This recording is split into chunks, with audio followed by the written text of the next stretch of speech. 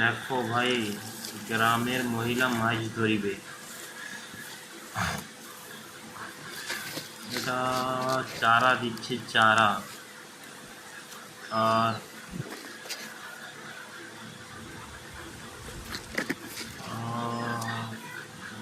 ভাই দেখো, পেছনে একটা গরু চড়ছে এত জলেতে।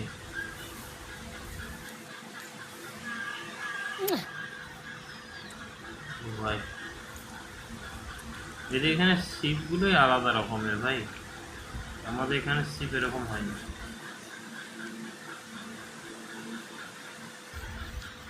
ভাই গরুটা হঠাৎ করে সামনে কি করে চলে আসলো? ভাই এ মাছ পেয়ে গেল,